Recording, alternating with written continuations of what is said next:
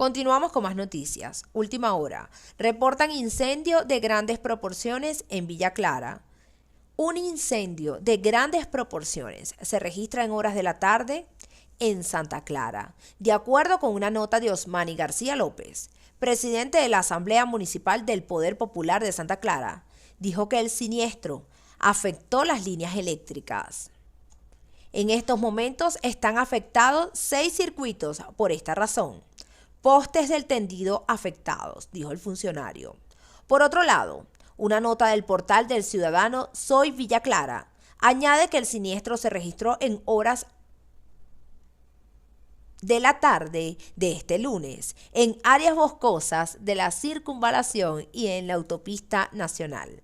Las afectaciones en el servicio eléctrico ocurrieron en la línea de 34.5 kV del circuito 129 en Santa Clara. Por esta causa están sin servicio eléctrico los circuitos 40, 28, 168, 170, 167 y 171 de Santa Clara.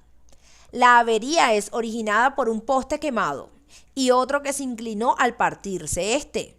Ya están activadas las brigadas con los linieros y los recursos necesarios para solucionar en el menor tiempo posible la afectación. Este lunes, nuestra redacción reportó otro incendio forestal detectado durante el fin de semana en una zona que ya había sido afectada por el fuego en Holguín.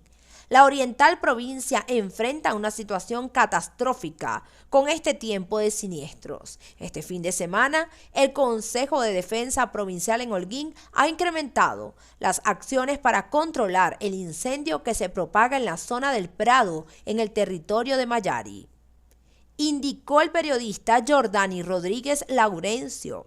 El medio local Telecristal recogió que las fuerzas movilizadas en el área del siniestro de Holguín y Santiago de Cuba no descansan para contrarrestar los peligros de propagación de las llamas.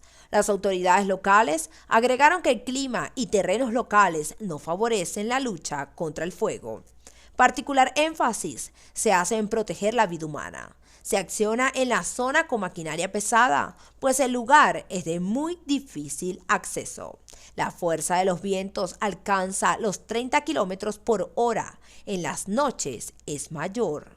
Por otro lado, Rodríguez Laurencio indicó que más de 25 kilómetros entre montañas, las pipas ejecutan igual trayecto. Medios especializados de alta tecnología pertenecientes a GeoCuba apoyan en la ubicación de los puntos más calientes. Y continuamos con más noticias. Crisis bancarias de Estados Unidos causa desplome de los mercados mundiales.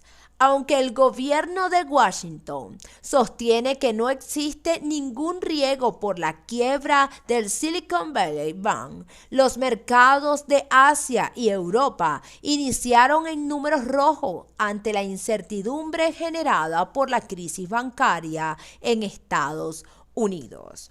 Las acciones de la banca mundial se desplomaban, ya que las medidas adoptadas por Estados Unidos para garantizar los depósitos del Banco Tecnológico no lograron tranquilizar a los inversionistas sobre la solidez financiera de otros bancos.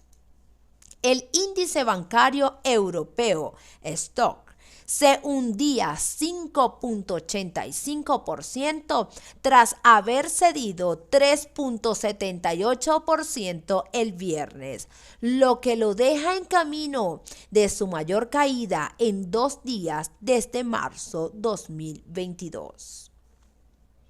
Commerzbank descendió hasta 12.7%, mientras que Credit alcanzó brevemente un nuevo mínimo histórico tras derrumbarse más del 15%. Los bancos estadounidenses también caían en las operaciones previas a la apertura del mercado, con Bank of America cediendo el 3.7%. Los prestamistas más pequeños siguieron bajo presión.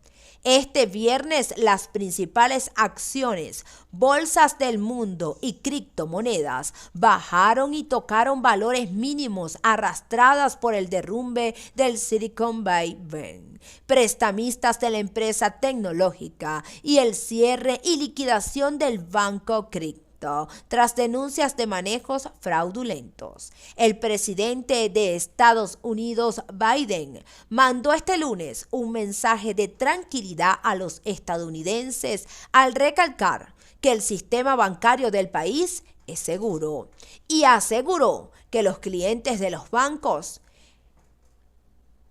tendrán sus depósitos disponibles cuando los necesiten. Según el mandatario, el gobierno hará lo posible para que los ahorristas recuperen su dinero y en cualquier caso, los contribuyentes no se harán cargo de las pérdidas.